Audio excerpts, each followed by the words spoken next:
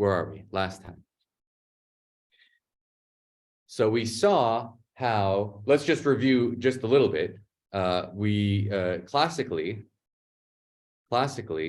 we had Poisson summation that looks like a sum of a function f is Schwartz on the real line, a sum of the function over this discrete subgroup n is the same as the evaluation of its Fourier transform on M. We saw the version where you scale by t here, which involves a scaling of 1 over t here. This is for t, let's say, a positive real number. That led us to make a theta function.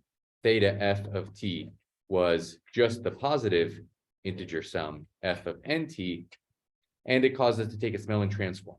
So theta Mellin transform f of s was this integral over r star, over this connected component of r star, 0 to infinity, of theta f of t, character t to the s, Haar measure dt over t. And we saw that this came out to be, there was a change of variables, and then this sum over the integers turned into a sum of n to the minus s. This is assuming real part of s was greater than 1. We got a sum over n to the s, and then out came a factor which was the Mellin transform of s, of f at s. So that's how we got zeta. Okay, so let's see how that applies in the Adelic setting. So now take f to be Schwartz in the Adels, right? So you need a reminder, or we already know what this is. F infinity, okay, I'll give you the reminder. F infinity is Schwartz on the reals. FP are locally compact and locally constant, compactly supported. And almost every FP is just the indicator function of ZP. Okay, all but finally. We saw that the Fourier transform, the Adelic Fourier transform, integral over a f of x, this Adelic character x times xi dx, is then also in the Schwartz space. And now I think we're ready to state first version of Poisson summation. So this is theorem, Adelic Poisson summation.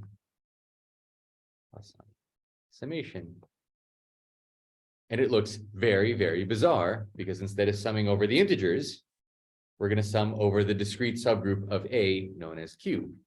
So we sum over the rationals f of Q, and that, for some bizarre reason, is going to be the same as taking the Fourier transform. Let me stick to my convention of changing the letter on this side, because it really does have a different meaning in some sense. So this is the theorem. I mean, the question mark is that we have to prove it, but this is the theorem. Okay, and the proof will be, well, let's see. We hopefully you remember how we proved it. So let's try to prove it. Before we try to prove this, you said it would be repeating this trace. So some things will be line by line repetitions, and then something subtle. Some places there's some beautiful surprises. I have a kind of stupid question. Please. What's the function? So a function of the Adels, is that going into tuples of R? So in other words, f is a map from the Adels to C. Just takes values, and this is a complex number, and this is a complex number. If this converges. The exponential is that. The exponential is the product of all the local ones. Sort of describing how putting an entire tuple, right? Yes. Reduces the complex. Exactly. Right? Okay. So step one, so proof. If you recall, our previous step one, it was to automorphize or periodize or average. I call it automorphizing, but some people call it averaging, even though, you know, average usually means you divide by how many things there are. There's infinitely many things. Yeah. Or just periodize. Averaging and number theory. Whatever you want to call it. Let's make it, let capital F of x be defined as you take little f and you translate x by q, and you sum over all possible q in q. Again, so obviously this thing is capital F of 0. Does this make any sense? Can we sum this Adelic Schwartz function over all the rationals? Sorry? Yeah. Converges? To be able to do something maybe uniformly on compacta? That would be nice, uniformly on compacta. In other words, for a compact set containing an open ball containing X. But when you say uniformly converted, it depends on the order of the time. In other words, I'm fixing X. Can I find an open ball around X and a compact set containing that open ball so that the convergence here is uniform over that compact? Yeah, but the summation is there is another order for the summation. It's not like Q compact. That's right. That's right. I haven't told you how to order the rationals, but even if it's a sum over, even if it's a sequential sum over the integers, if it's not absolutely convergent, then how I order the integers matters. You don't usually worry about how the integers are ordered. It goes 1, then 2, then 3. So yeah, but the rationals are countable. There's some ordering of the rationals. This had better converge regardless of the order, if it's going to converge. The integers just take intervals, and then that way. Sure, that's one ordering. That's the most natural and obvious and standard order. Sure. Whereas here, like if you take a small circle, you might end up with. Yeah, but Q is countable, so you can take your favorite, Cantor type argument of that orders to Q. Yeah, bound. If the order you do it matters at all, then this is useless. That's exactly right. This had better not depend on the map from Q to the naturals. Okay. Or is it the other way around? Naturals to Q. Okay, how are we going to make sense of this?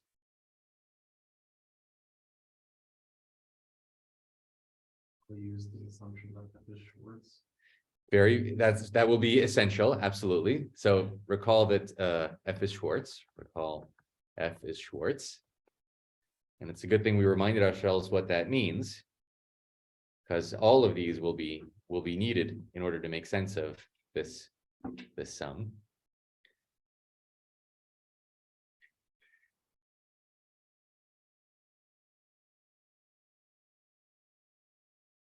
Any ideas? This is what George was starting to ask us about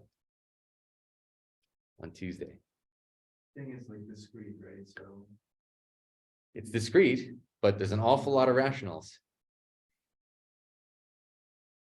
what he said was this is basically a finite sum. Not finite, but there is a way to order this sum, a natural way to order this sum. So first of all, notice that FP is the indicator function of ZP. Well, let's look at that. So for almost every P, that means, okay, so there exists a set S, maybe S0, such that for all P, a finite set, such that for all P not in S0, FP is the indicator function of ZP. Right? There's also a set S1. When you write FP, it's like the composition of the inclusion. Yeah, so F, okay, you're right. The Schwartz space is by definition finite complex linear combinations of factorizable functions. So I should have written F is equal to product of FP where these things, where the local data is this. Okay, and then if this is true for functions of this form, then it's true for finite linear combinations. The Fourier transform is linear. This is a linear operation. Okay, so we're going to take something that is factorizable. Okay, so this is one of the conditions of being a factorizable Schwartz function, is that for almost all primes, you're just the indicator function of ZP. X is whatever it is, right? X is in the Adels, and being an element of the Adels means eventually, so for all P outside of this other set S1, XP. What does it mean to be in what's the restricted product? Is in ZP, is in ZP. Okay, so let's think about this. I'm going to take X, I'm going to add rationals to it, and unless I continue to wind up in ZP when I started in ZP, I mean, let S be S0 union S1. When is f of x plus q not 0?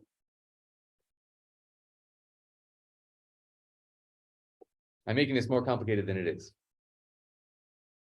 This is a product over the FPs of XP plus QP. Well, QP is Q coerced into QP.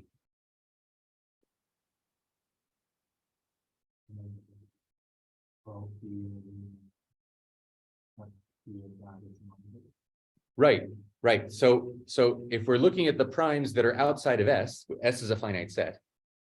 For primes outside of S, or primes not in S, this thing is equal to 0. This thing is not equal to 0. FP of XP plus, let me just write plus Q, you know what I mean, is not equal to 0, only if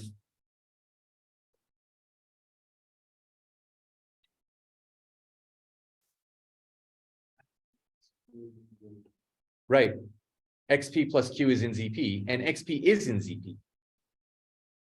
So Q has to be in ZP. If when you coerce Q to QP, you wind up in ZP. And what is that equivalent to? I mean, this is if and only if. This is the indicator function of ZP.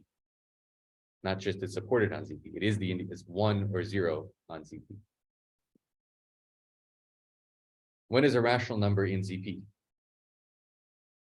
Joy used to tell me these things. When it has no p's in the denominator. No, yeah, no p's in the denominator. So look at what we just did. We killed all rational numbers that have denominators in S.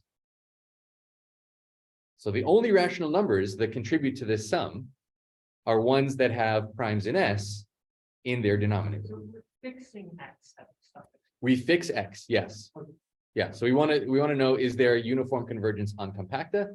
So this, by the way, this I should have said, there's a compact set that satisfies that around XP for which this is true uniformly in that compact set.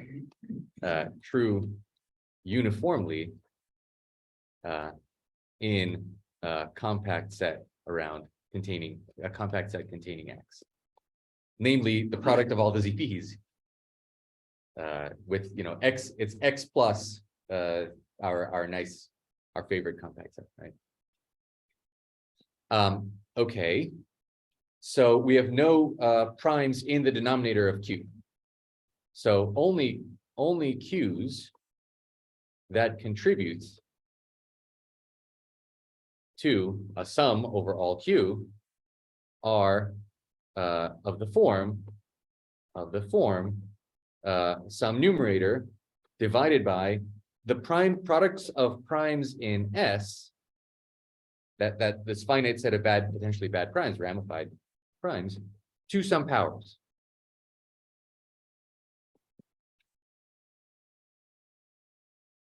That's still not good enough. There's a lot of those. This is still not a discrete set. There's an awful lot of those. Discrete in R, yes. This set is not discrete. Set of such. That's right. Q is discrete in AP. Is not discrete. You're saying S is finite. S is finite, but the exponents can be anything.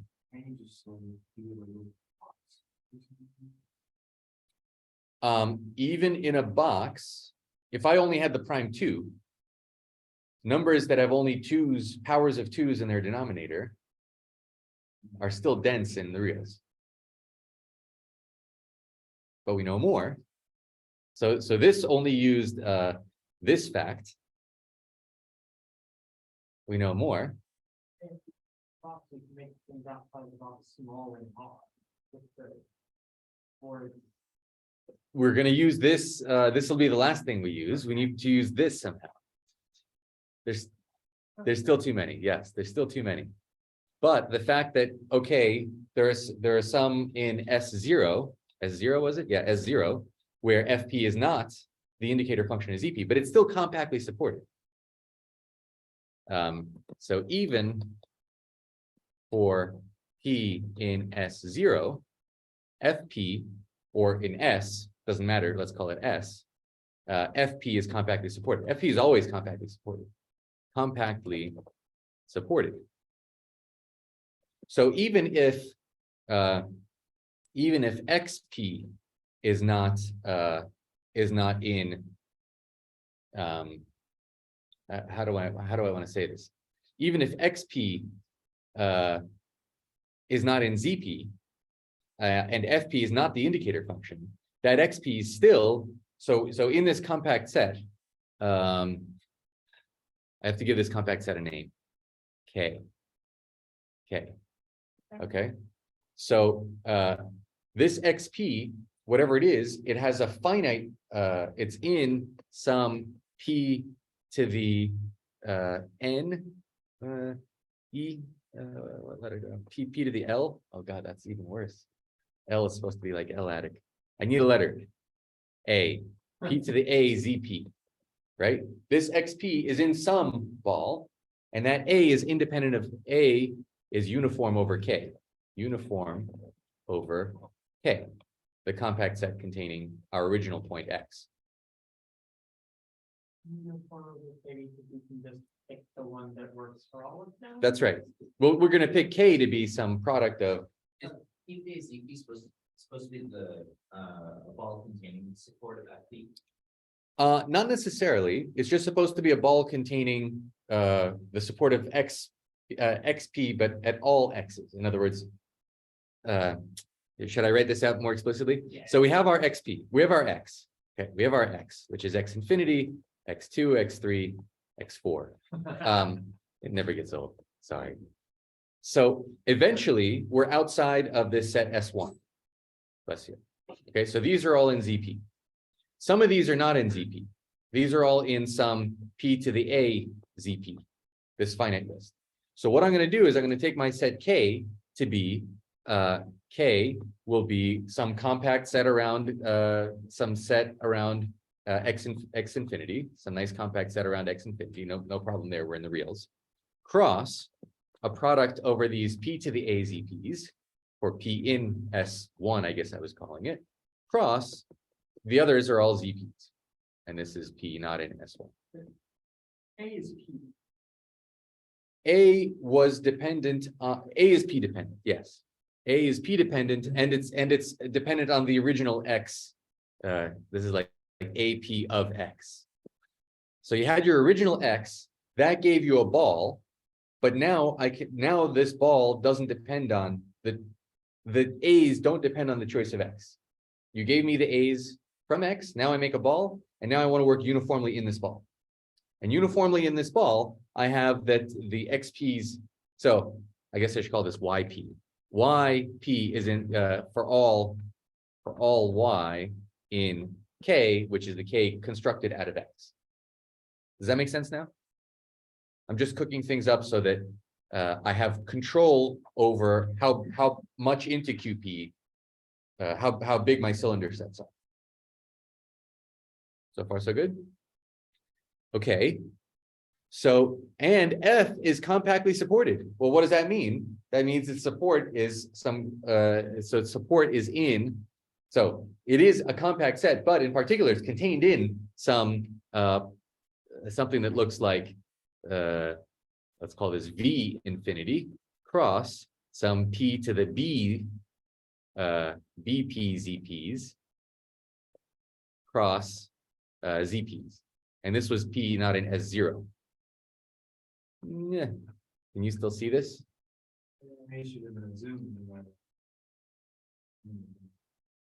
Why is this so poorly written? All right, fine. You win. I'll try to write better. Support of F support of F is contained inside some compact, this is compact in R, cross product over P's to some powers ZP's over P's in S0 cross a product of just ZP's for all the rest, P not in S0.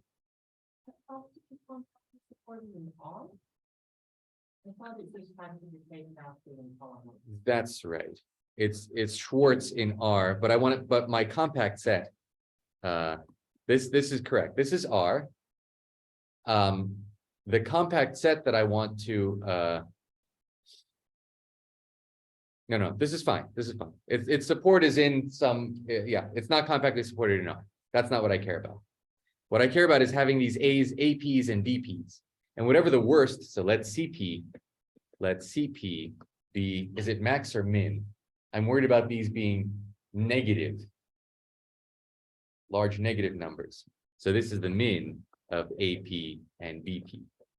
Okay, whatever it is, some negative numbers, negative integers. Right? So then look at for Q such that F of X plus Q is not equal to 0. For Q to contribute to the sum, and in fact, this will be uniform over points Y in this compact set.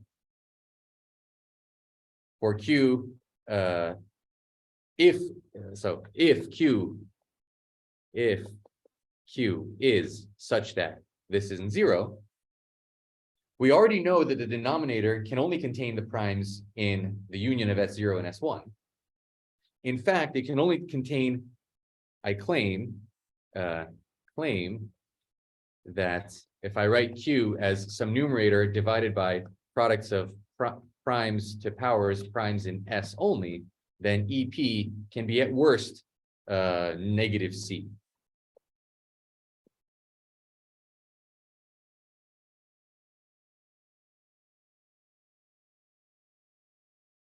Does that make sense? Oh, yeah. C is a large negative number. Small negative number? An absolute value large. Product in the numerator. That's right. So those lines do that. Yes. Yeah. Okay. So the denominators are actually bounded. Not only are the set of primes that appear in the denominator a finite list, their powers can't occur arbitrarily. So it's not like you get to take all the powers of 2 you want. You only get to take powers like up to 2 to the 10. So it's all things with denominator 1024. Of which there are finally many in an interval. Exactly.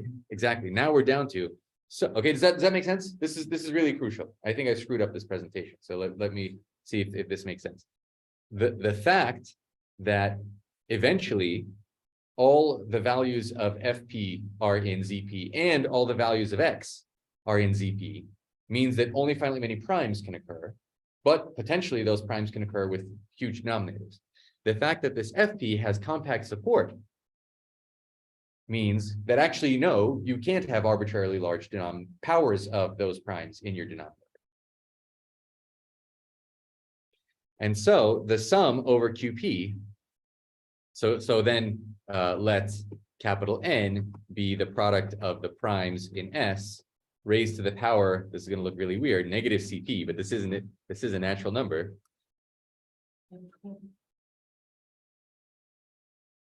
Then Q, then the sum over Q in Q, sorry, of F of X plus Q is just a sum over F of X plus N over N, where N is in Z.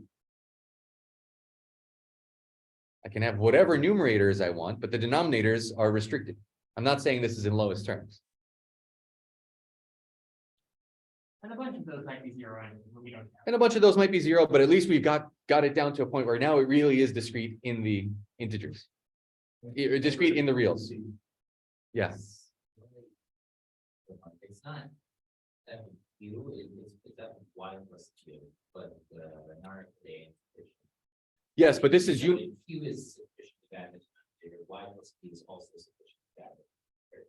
Yes, So Y can't fix.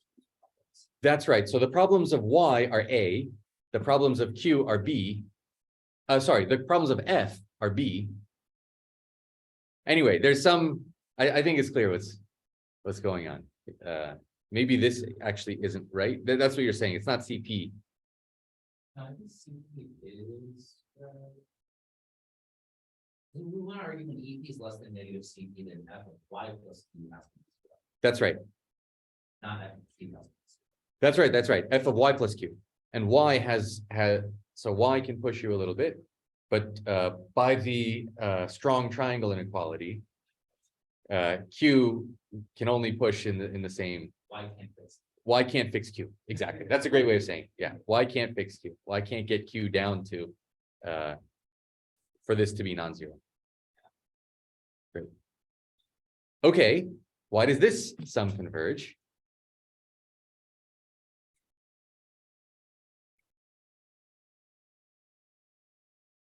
Well, the FPs are all compactly supported. Only F infinity isn't. So the FPs are all bounded uniformly, and they're the indicator function after a certain point. So they're bounded by 1 in all places but some. So this is bounded by a sum over n in Z of F infinity of X plus n over n. I mean, with absolute values. Okay, so this is bounded by this, which is bounded by that. And now we use finally the last condition that F is Schwartz. So this is absolutely convergent. Absolutely convergent, uniformly in compacta. Uniformly in compacta. Now I can take a little compact set in the reals around X.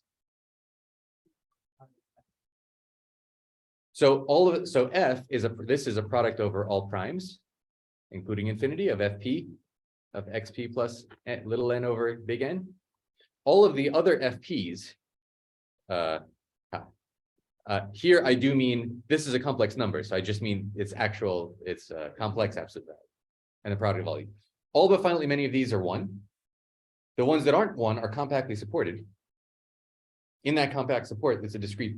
The function is bounded for all prime for the finitely many primes except for the prime infinity. Yeah, so there's some constant. Less than. Okay, that. I forgot this was an analytic number here. Yeah. Okay, constant depends on F. So the point is, this sum actually is just a discrete sum over the integers. It really is like regular old Poisson summation, except we've hidden some level into the notation. Okay, this trick, this idea, and now we've used all 3 components. We've used all 3 components in the definition of Schwartz.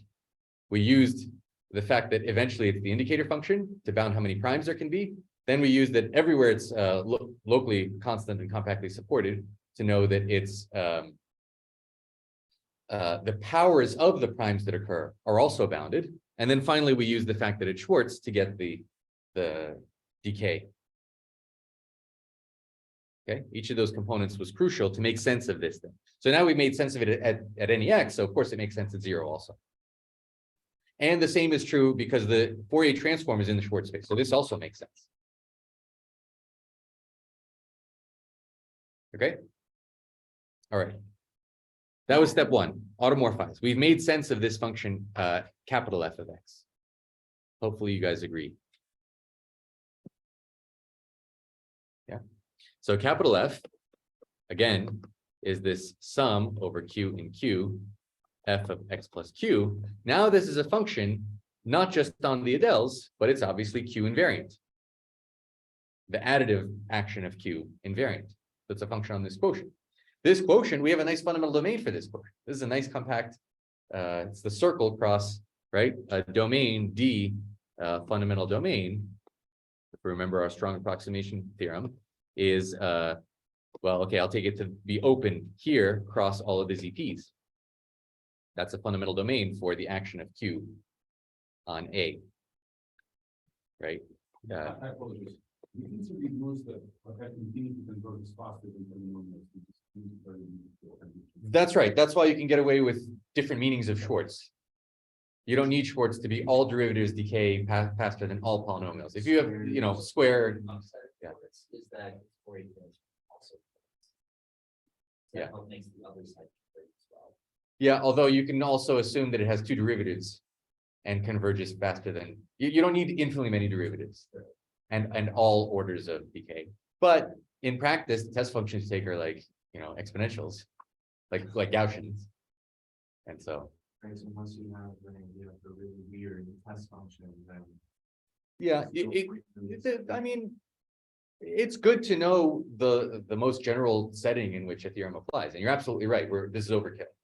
Assuming Schwartz, labeling what I called Schwartz, actually, it's the second thing I called Schwartz. The first thing I called Schwartz was just quadratic decay and two derivatives, which give you quadratic decay on the Fourier transform. So anyway, yeah, does that make sense? Okay, so again, what's the purpose of this fundamental domain? It's that the union over all the translates of these things make A, right? And anyone can be moved into the closure of D, and two things that are in D that differ by Q are actually the same. I'm just reminding you what it means to be a fundamental domain. I've lost you.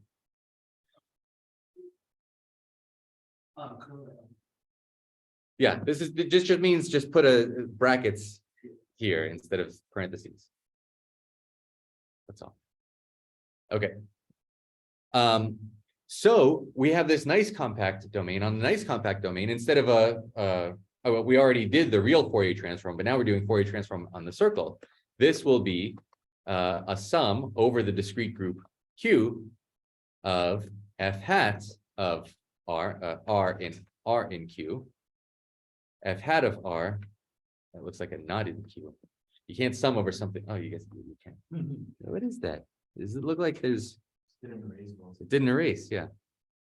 Times E, Adelic E to the minus R X. So this is Fourier inversion. So this is step 2.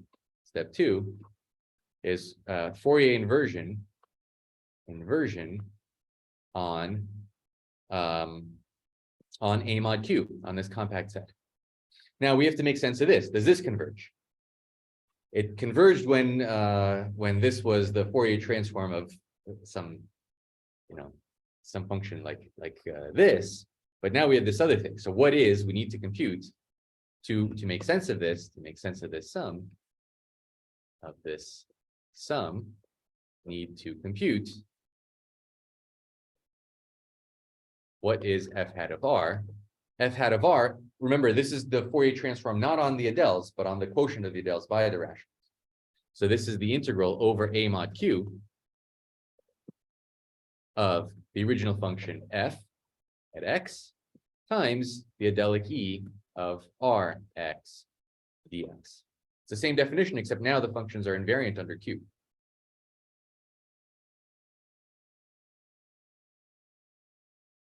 Do you see the parallels to what we did when we proved the original Poisson summation? This was R mod Z. This is Fourier transform on the circle.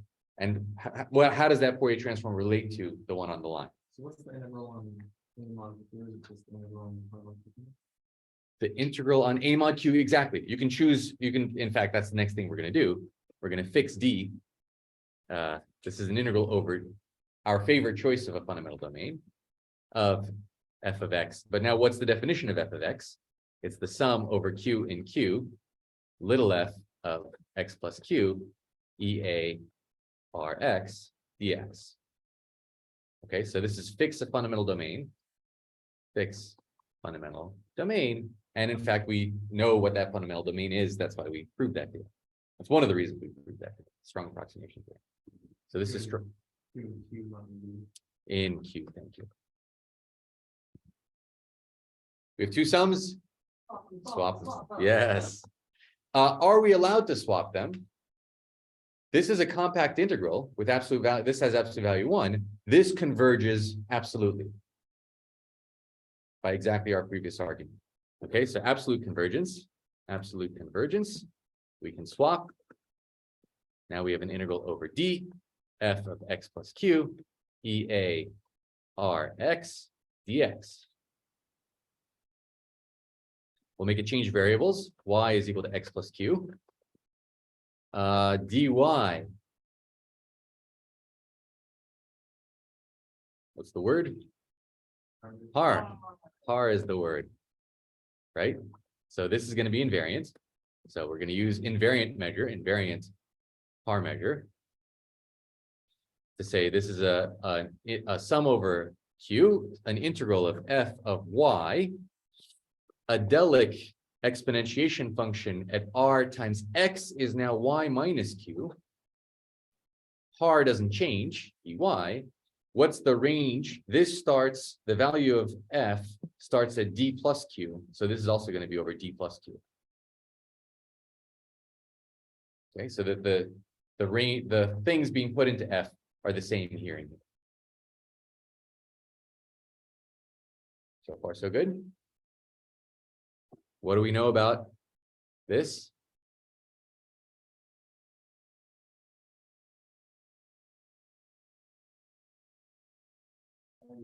It's a character. It's a character, yeah, additive character. Character. So this is EA RY times EA minus RQ. What else do we know? It's trivial on rationals. This is a rational number. R is a rational number. The R's that we're putting in here are rational numbers. R is a rational number. This is a rational number. It's trivial on the rationals. Trivial on this discrete subgroup. Okay. So now, okay, let me write it again. I have a sum over Q in Q, an integral over the translates of this fundamental domain D, f of y, E A R Y dy. Does this have any Q's in it? No Q dependence. No Q dependence. And what is this sum? The sum of all the translates, rational translates of this fundamental domain is the Adels. So this is an integral over the Adels, f of y, E A R Y dy. Yeah, it has the difference. The only difference between D and its closure is on the level of the reals. Okay. On the reals, it's measure 0. Yeah, you can put the closure there if you like. What is this?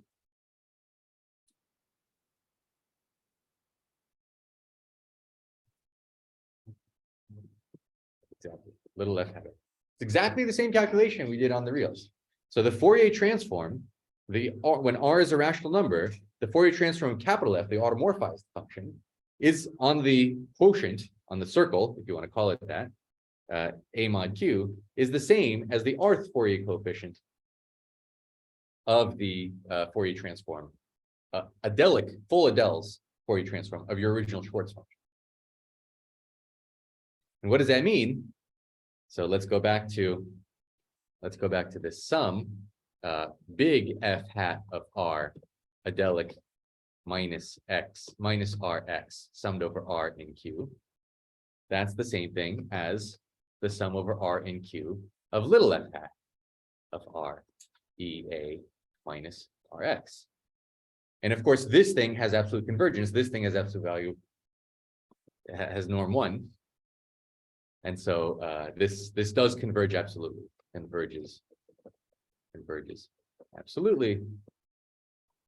And Fourier analysis says it converges back to the value of this automorphized function, f of x. Now, and this is, I remind you, was the sum over f of x plus q, q and q. So it's exactly what we saw in classically. Translation corresponds to rotation on the transform side. And now we're going to set, yep, so x equals 0. This part? Well, this is f hat of Schwartz. We saw that the sum over the rationals of a Schwartz function, Adelic Schwartz function, converges absolutely. Because it secretly, this is just sum over the integers. Okay, we set x equal to 0, and we get f of 0 on one hand is a sum of f hat of r and q. On the other hand, it's a sum of f of q, and q. And that is Adelic Poisson summation. Exactly the same proof. Exactly. You just dress up the, I think Dorian likes to call this dressing them up in fancy clothes, but it's the same objects. We've done nothing. Did we justify whether automorphized f should have a Fourier series? Yeah, so I'm appealing to, yeah, I'm appealing to Fourier analysis on The whole compact. discussion. That's right. That's right. I'm appealing to your knowledge of that despite not assuming your knowledge of it and moving past it. Perfect. We can have a discussion about it, but it'll take us a little. I mean, I didn't prove the inversion formula for the standard Fourier transform on the reals either. I know where it is. Good. Okay, so we have the Poisson summation formula. Let's go back to what we did last time. We had the Poisson summation formula, and then we just proved a slightly generalized version of it. So let's check this slightly generalized version, because that's the one that we'll take the Mellin transform of to try to find the zeta function as a series. Okay, so slightly generalized version is so fix t positive.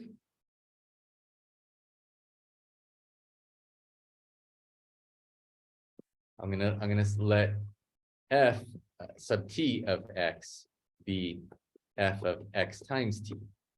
I can't say positive, it's an Adel.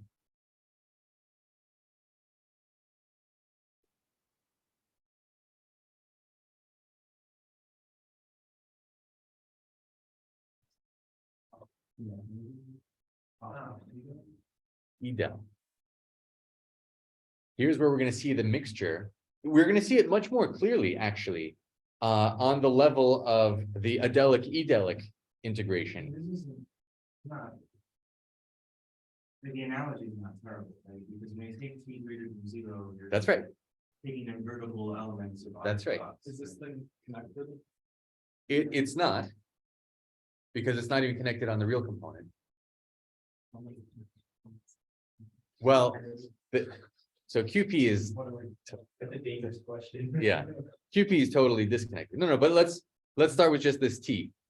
Okay, we're gonna fix some invertible number t, and we're going invertible so that we can, I mean, if it's 0 somewhere, or if it's not invertible, we're gonna run into trouble. Okay, and we're just gonna define a new function f sub t of x is an Adel by this. This is still Schwartz. Is that true? Is this still Schwartz? Still Schwartz? Adelic Schwartz? At infinity, it's certainly fine.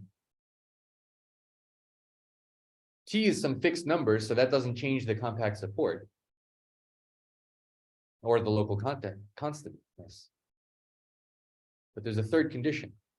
We need that, is it true that almost all primes, fp of xp times tp is the indicator function of z?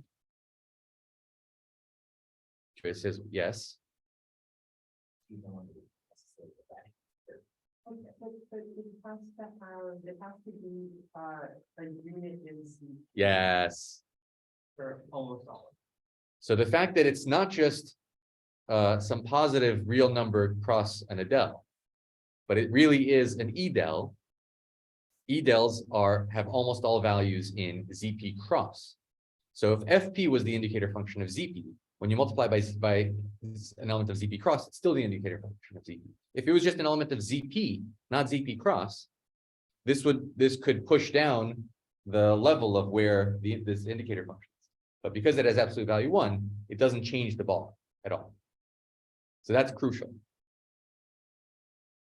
Okay, so yes, it is still an Adelic Schwartz function, and here we really this is where you see why we needed it to be an Edel. Okay, well, that means that then Poisson summation applies to it, because Poisson summation applies to any Adelic Schwartz function. So that means a sum of this f sub t, in other words, f of q times t, q and q, is equal to, well, we have to work out what the Fourier transform is.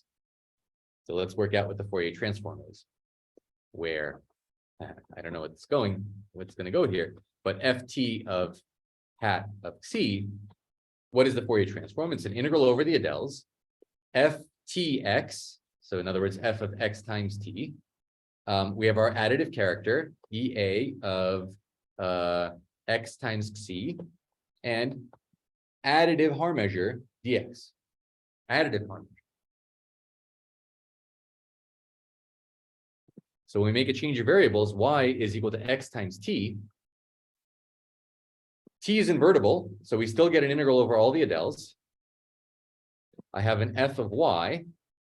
I have an ea of, instead of x, I have y over t. T is invertible, y over t c. Of course, these are going to get joined together in a second. What happens to dx? Remember that dx cross the multiplicative Haar measure is invariant under multiplication. The additive Haar measure is not. The multiplicative Haar measure is a product over local ones, and the local ones all look like dxp over the p-adic norm of xp. This is including infinity.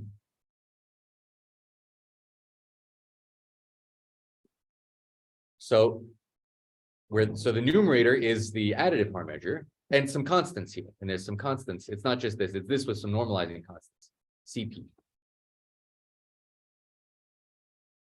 Okay, so what's going to happen to the additive Haar measure when I multiply by an Edel?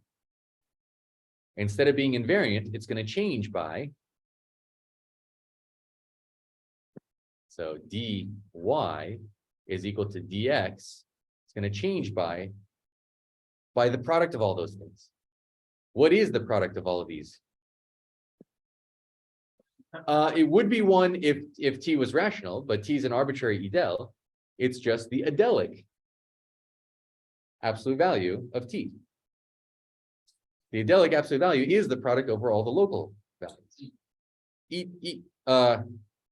Well, the Edel. It's the Edel. The norm is still a product over all the local places, whether it's an Adel or Edel. For the Edel, you're guaranteed for it to converge because all but finally many of them are one, unlike an Adel. Yes. So whether you want to call this Adelic or Edelic, it's the absolute. It's the product over all the local absolute values. T isn't. And T is an Edel, exactly. Yes. Okay. Does everybody see that? This again. This is exactly what happens on the reals, but it's just, you have to think about it for a second to convince yourself that the analogy exactly goes through. Okay, so instead of dx, we have dy over this Adelic absolute value. And of course, this is the original Fourier transform, just like c over t. So here what we'll get, so let's finish that. This is just a complex number, 1 over absolute value of t to the a. It's a finite product. It's 1 for all but finitely many places, times, what's this? The transform of the original function, not the one translated by t, not at c, but at c over t, which is an Adel. We're allowed to divide by t, t is an Edel.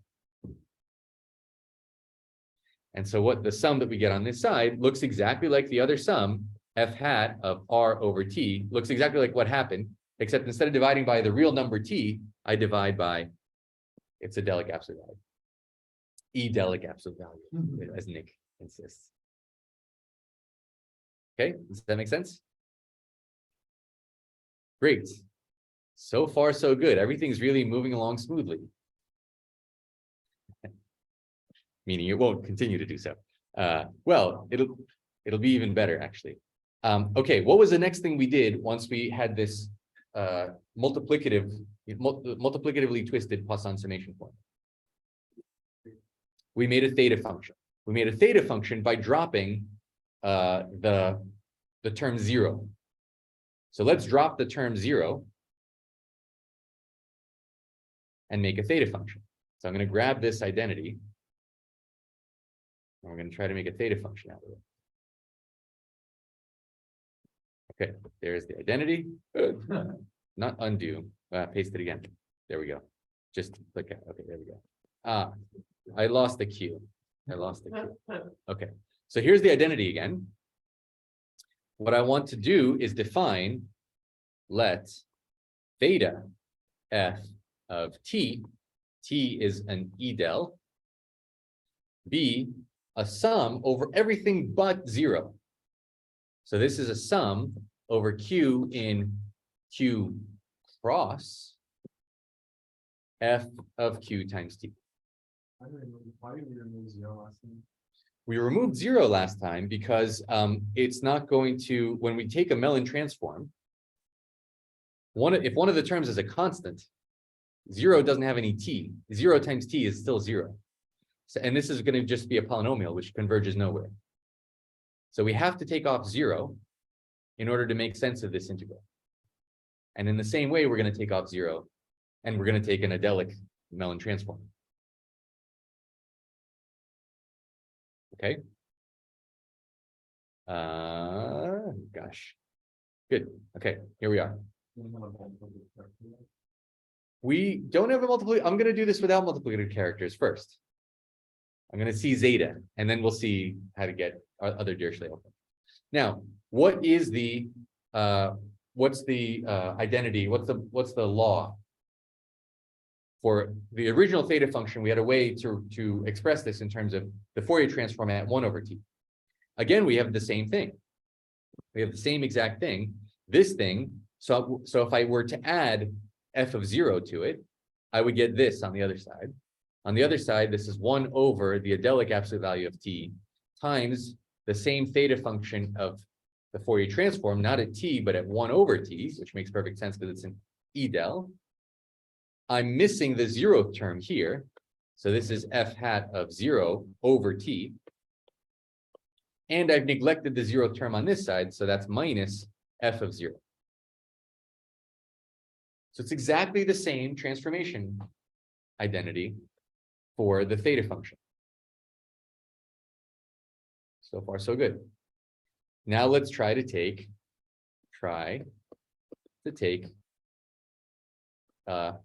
Adelic Mellin transform. Well, what should that be? I'll integrate over the E dels, right? We integrated over the multiplicative real numbers. I'll integrate over the E dels, theta f of t, Adelic Edelic character. What's the multiplicative character? In the case of, so there's going to be a d multiplicative Haar measure, d star t. What's the multiplicative character? On the reals, it was t to the s. Absolute value of t to the s. Adelic absolute value is a multiplicative character on the Adels. This integral will be infinite. It's the wrong integral. Why? This is the first place where things start to change from the treatment of the classical.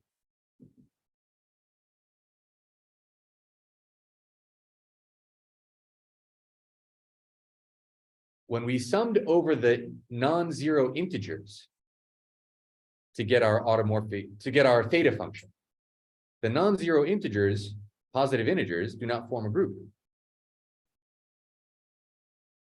The multiplicative rationals form a multiplicative group, and we're multiplying by an E del t. This is automorphic, not additively,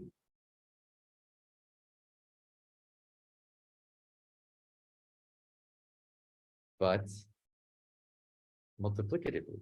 If I replace t by t times a rational, this, a non-zero rational, this will be invariant under that. So actually, unlike the reals, where we could not, I think, Jishen, you asked about this, or somebody asked about this. When we did this on the reals, okay, so recall, recall what we did in the classical setting. We made a theta function of t by saying you sum over the integers f of nt.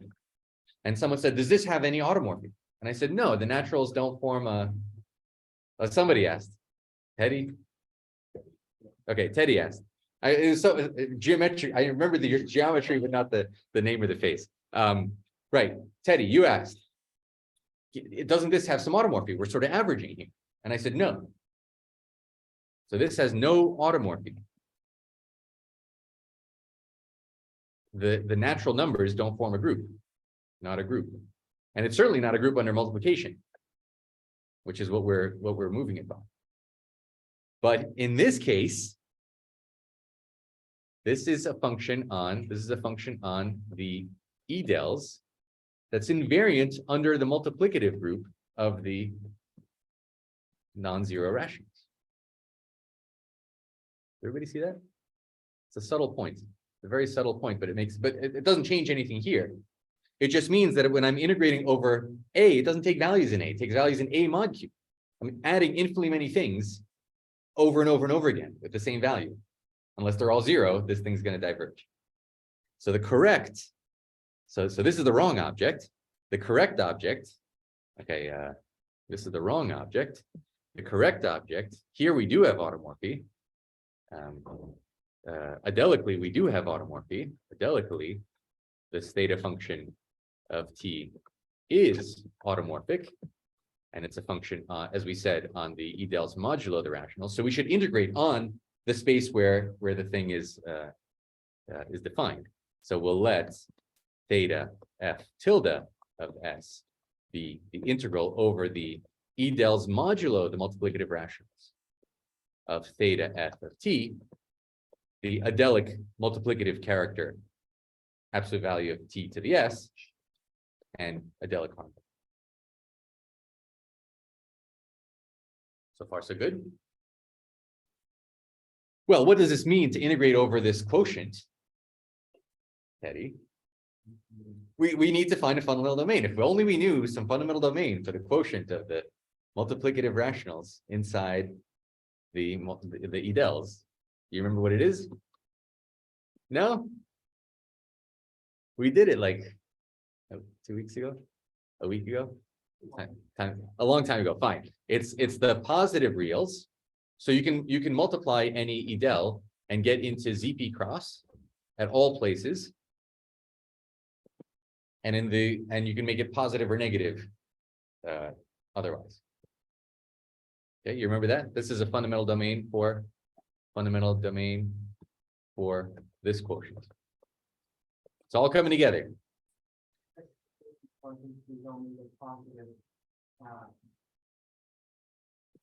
That accomplishes the same thing, yes. Although we could have chosen, 0 to 1 and -1 to -2 and 2 to infinity if we want it to be perverse or something, right? There's no reason to do it, but there's no reason not to do it. So this is just one nice domain. So yeah, so this is what we're integrating with. Okay. What are we going to do now? What we did before was that what are we going to do? This thing is defined by a sum.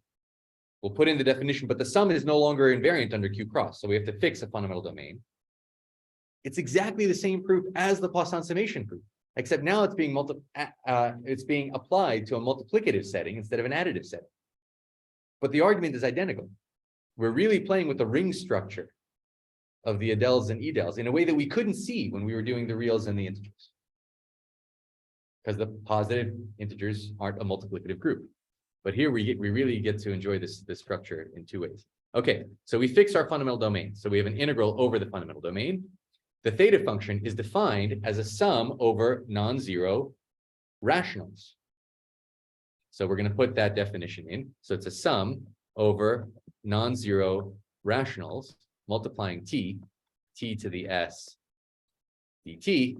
And before Joy even has a chance, I'm going to exchange summation and integration. Okay, so far so good. All right, I'm going to make a change of variables. This is an integral in t. I'm going to make a change of variables, what, u or something? U is equal to q times t. What happens to dq? Multiplicative dq? Nothing. Multiplicative Haar measure, dt. Okay, so this is a sum over q in q. You see, it's the same trick again and again and again. There's no, I'm a one-trick pony. This is all I got. F of u. Sorry. This will range over. This starts at d cross times q. So this had also better start at d cross times q. The fundamental domain is also being moved around. And here I have t divided by q, I guess. Q is invertible. No problem with dividing by q. T divided by q. Adelic character to the s, d star u. So far, so good.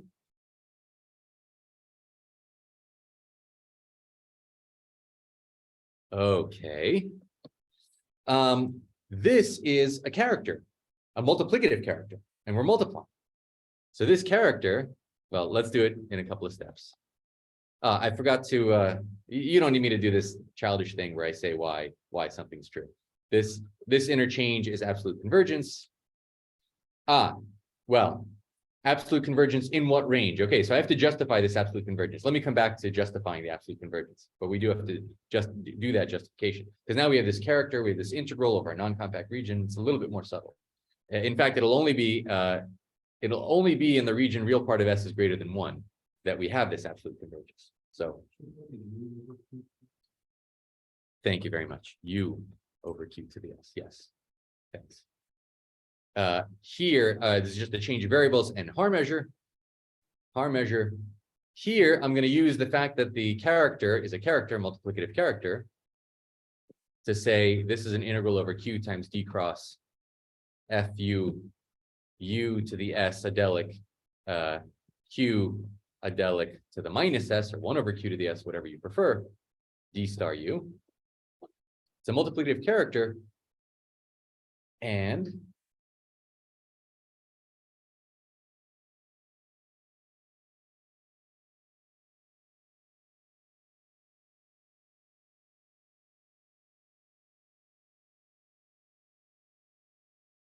you got something? Oh, this is supposed to be Q cross.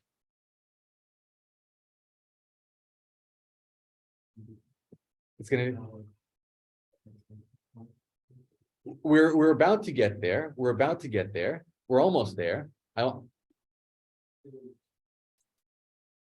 could move it out. I could move it much farther out. Oh, I can move. I can throw it on the ground. Not only can I move it outside the integral, this is 1. Because the character, because the absolute value to the S as a character is trivial on the discrete subgroup. Exactly the same thing that happened in the additive setting.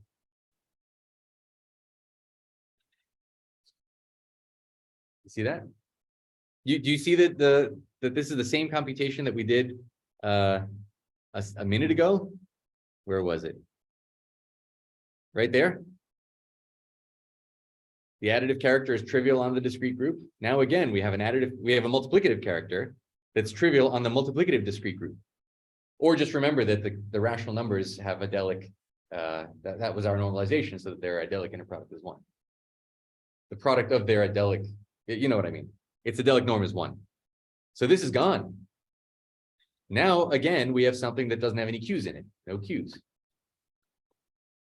And this sum, because it's a fundamental domain, this is the unfold, and instead of a sum over the rationals and moving this domain around, I get exactly the integral over the E dels. F of U, absolute value, adelic absolute value of U to the S, D star U. Now you have to get concerned, or I get concerned when I get to this point.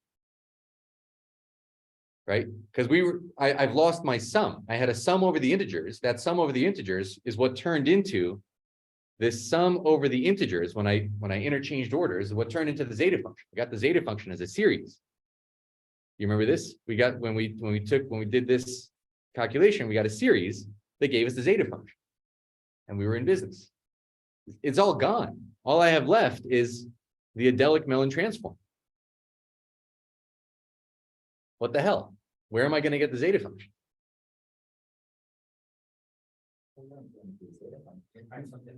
That's right. But I want a zeta function, and I'll hold my breath until I get one. The integral was the previous, you mean here? Oh. It was the multiplicative reals. That turned into the Mellin transform of f itself. And then the fact that This one is over all of the lot, the second one. this one, Oh, no, it's only over. it's still just a Mellin transform over the positive multiplicative reals. But because we had this summation, that summation turned into an n to the minus s that came out and gave us zeta.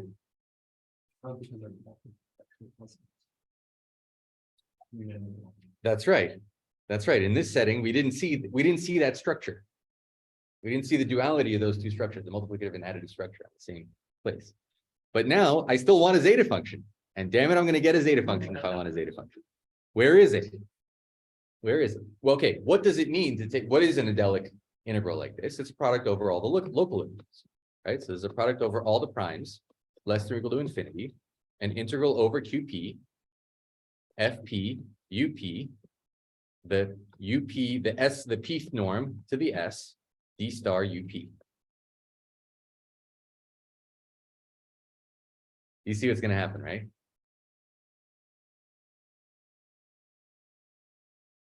All I know about F is that for all but finitely many primes, okay, so for example, when P is equal to infinity, I have an integral over the reals. I'm sorry, that was crucially missing.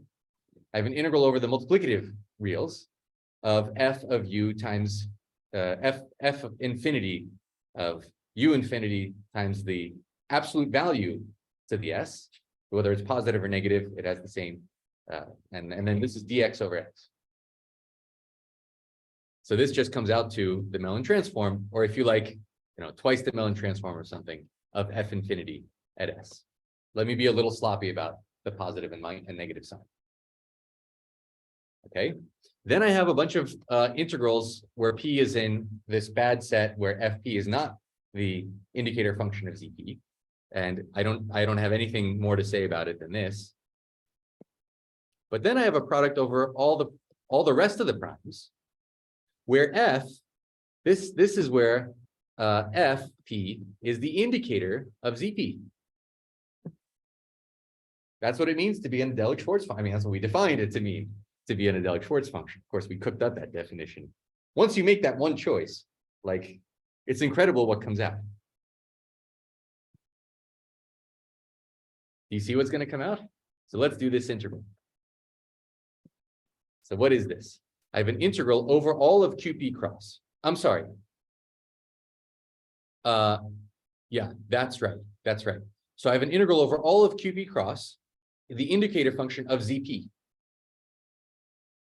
So what is that an integral over? No. Just ZP, but without zero. Okay, that's F. Then absolute value of UP, P adic, absolute value to the S, and then D star UP, which is DUP over the adic absolute value of UP times a factor. Do you guys remember what that constant factor was? Let's just call it, you don't remember what it was. It was, I do. Is 1 over 1 minus 1 over P. That was the thing that you have to, do I want to multiply this or divide by this? Huh. I think it's already in the denominator where I'm putting it in the denominator. So I just want to divide by this. That was to make ZP cross have multiplicative absolute value 1. In fact, we did this integral. In the interest of time, let me not redo the integral. But you remember how we did this? Here I am redoing it, as I say, in the interest of it. So if it's not 0, if you're in ZP but you're not 0, yeah, exactly. It's a sum over the possible, where's that first starting value, and then an integral over p to the n times ZP cross. Right? That first digit is non-zero. And then what is UP on that? What is the pth norm of U on this space? That's p to the minus ns. Okay. And this Haar measure measures this Haar measure D star UP. I mean, I wrote it out for you, but never mind what it is. It has measure 1 on ZP cross. So when I multiply, when I scale things by ZP,